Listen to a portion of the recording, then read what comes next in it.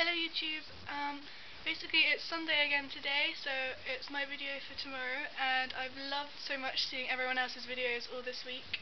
They made me laugh, and it's so nice after all this time of talking to the other three girls to actually get to see their faces, so that was really good fun. Got a few questions for the others actually. Start with Jenna, because she was the day after me. I just wanted to ask why you want to come to England so much. I mean, it's probably because I live here, but in my view, I would much rather be in Canada, but I guess there's some reason why you like England, and I was wondering what it was. Lisa Ann, your video made me laugh so much. Where do you get your t-shirts from? They were so cute. Erin, in my video today I wanted to talk about books, because you mentioned in your video how you always fall in love with the main character in books, and I have to say I also do that. So I wanted to ask you what your favourite books were. You may have mentioned in your video, but basically talk about books for as long as you'd like. I will always want to listen. So without further ado, I was going to tell you all about my favourite books and how I think they've influenced me today more than possibly anything else in my life. So for instance, this is Percy Jackson and the Lightning Thief. It's a book about a group of American kids, except they're not normal because they have one ordinary parent and their other parent is a Greek god, which sounds very implausible, I know, but I think that's probably one of the reasons why I'm so obsessed with classics today. They're extremely funny. Rick Riordan, the writer, is amazing. Basically the books are one of the most gripping things I read as a child, and I think that's probably shaped what I want to study for probably the rest of my life.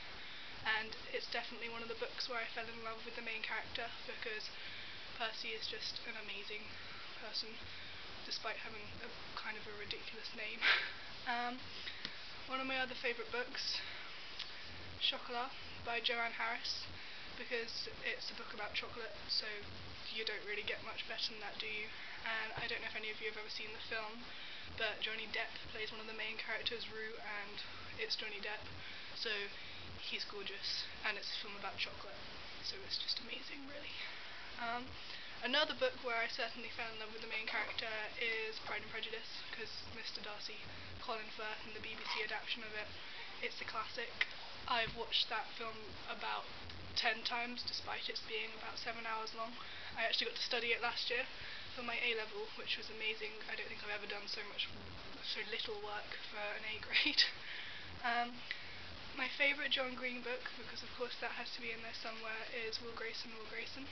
I know it's not just John Green, but I just love the character of Will, and I think this is a book where, in all his other books, you get the classic boy-girl rift and the troubles that come with that, and I just think Will Grayson is a bit of a variation on the archetypal hero-heroine book, and I really love the character of Will. He sounds like an amazing guy. I'd love to be friends with him. This book's a bit different. It's called The Uncommon Reader by Alan Bennett, who is the writer of The History Boys, which is a play I think I mentioned last week. It's basically about the Queen, and in the book she gets so obsessed with reading that she forgets all her royal duties and just keeps reading and reading and reading, and finally abdicates the throne because she wants to write a book. And I just think that's such an amazing idea. It's hilarious, and I love Alan Bennett's reading style. It's only a tiny book, but it's just so great. Probably my most favourite book, apart from those, is a book by Stephen Fry called Making History, which I'd love to show you, but I lent it to one of my friends and he has stolen it and not given it back, for which I am not very happy with him. But it's an insane story about basically someone goes back in time, builds a time machine type thing, and manages to kill Hitler. And Stephen Fry is the most intelligent man alive in my view, and it's just, the story is amazing and he tells it so beautifully, and I love the way he writes. He's got a programme on this evening which I'm so excited about, which is just about words.